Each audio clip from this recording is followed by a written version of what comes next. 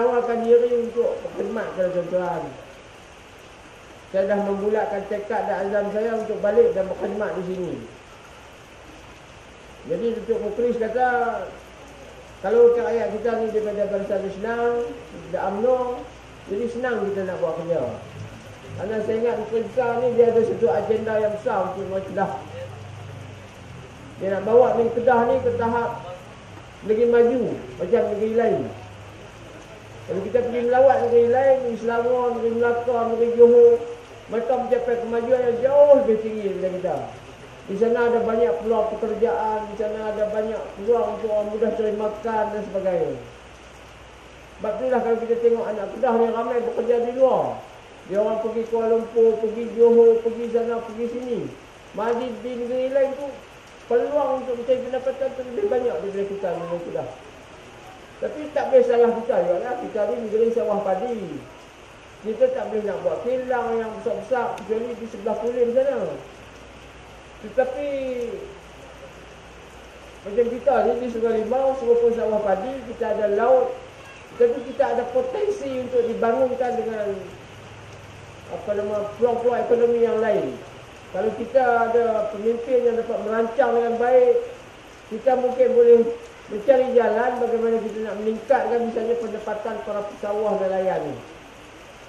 Kita boleh usahakan industri sampingan, kita buat pelancongan. Macam dulu zaman Syed Razak, dia pernah cadang nak bangun Pulau Bunting. Kita nak buat pesisiran pantai itu bagi cantik. Macam-macam boleh dibuat.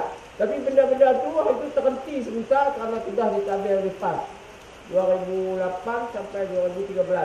Tetapi sekarang kerajaan negeri telah berpulang semula kepada kerajaan Barisan Nasional.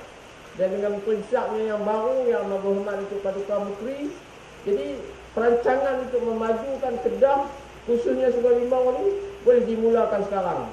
Dan perkaranya akan berjalan dengan mudah kalau kita menang. Kalau saya ni jadi rakyat tu mudah. Kerana ahli parlimen kita UMNO, Pemerintah UMNO, kerajaan pusat UMNO. Jadi kita boleh merancang, duduk bersama untuk memikirkan pelbagai kemajuan. Politik, ekonomi, sosial, sukan, pemuda, sebagainya. Tetapi katakanlah pembangkang juga menang, ada sedikit masalah. Kerana takkanlah pembangkang nak boleh bekerjasama dengan kerajaan negeri.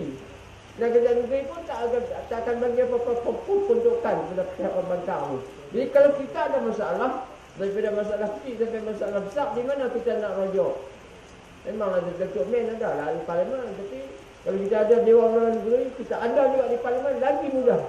Jadi tentu fikir tengoklah, saya nak cakap cara mudah lah. Orang buat dia dapat kuraman. Kita salah, dulu contoh kita ada Tan Sri Azizan. Tan Sri Azizan baik orangnya, dia baik.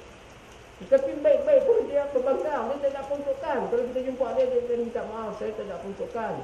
Macam saya pun kalau atas individu, atas kodrat diri saya ni, setara mana sangat. Berapa duit yang saya ada nak bagi peruntukan kepada tuan-tuan. Tapi kalau saya ni calon, kalau saya bukan rakyat UMNO, kerajaan Barisan Nasional, saya ada sebuah kerajaan negeri dan pusat. Jadi kalau apa-apa masalah tuan-tuan, saya ni lah akan jadi penghubung yang akan membawa, mengangkat masalah tuan-tuan kepada pihak kerajaan. Jadi tuan-tuan ada penghubung saja. Saya ada penghubung. Saya pun tak akan pergi ke mana, duduk main kawasan ni lah, insyaAllah. Tak ada rumah di Kuala Lumpur pun. Rumah kat sana pun sewa, boleh tinggal bila-bila. Sekarang rumah di sini pun dah balik dah, cuti semua lah, memang nak duduk pun. Jadi tuan-tuan boleh pergi rumah saya naik motor pergi ke Tengah Padang, saya ingat 20 minit je. Boleh kan? Kita pun nak minta bukanlah banyak kali, cuba bagi sekali ni ya tengok.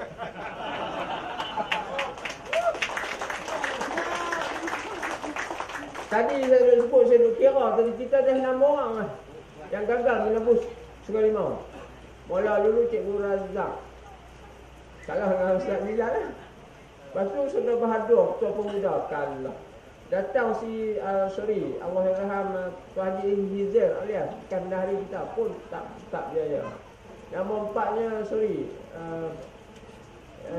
Saudara Basori, Ketua Pemuda, Datuk Suhaimi sendiri bekas ketua bahagian kita, kalah. Walaupun dekat-dekat nak menang lah, 1000 lebih kalah. Basori, Ketua Pemuda kita kalah. Dan yang nombor 6 ni, apa nama, Tuan Haji Fadilah kalah. Saya ni calon yang ketujuh. Lalu yang 7 ni orang kata betul ha. Kemudian satu lagi tuan kena ingat, kalau yang 7 ni tak boleh menang juga. Kalau orang Kelantan dia kata berat. Kalau orang Kelantan dia kata berat sampai 7 kali dah. Saya ingat 7 ni ada tuah dia kot. 7 ni insya-Allah ada tuah kot, tak sampai tak mana ni. Tak tahu. Jadi saya pun nak minta Ustaz Fazlul Bari ikut balik. Dia seorang ulama ni tolonglah doakan saya. Saya pun bukan nak minta bukanlah kata saya nak tunjukkan ayat ni nak bermegah-megah ke apa, tak ada. Nak main berbakti kepada tuan-tuan. Karena inilah saya fikirkan, ya Allah Taala dah takdirkan saya di tahap bakti universiti ni balik main. Inilah peluang untuk saya berbakti kepada tuan-tuan, mungkin dapat dengan idea saya dari segi pengalaman dengan pendidikan dan pengalaman berkhidmat kepada masyarakat dulu. Insya-Allah saya akan mampulah memberikan sedikit sumbangan ke arah membawa masyarakat kita, kampung halaman kita ni menjadi lebih maju. Jadi akhir kata tuan-tuan, saya merayu sekali lagi, baliklah, beritahulah kawan rakan anak-anak kita, anak-anak kita, bagilah sokongan kepada saya. Saya calon nombor 1. Calon saya tuan-tuan tengok di tahun ni tu nombor 1. Nombor 1 Dr. Ahmad Syahmi Nazim, nombor 2 Azam Samad. Jadi bagilah kepada calon yang nombor 1 ni. Calon kita, calon Barisan Nasional.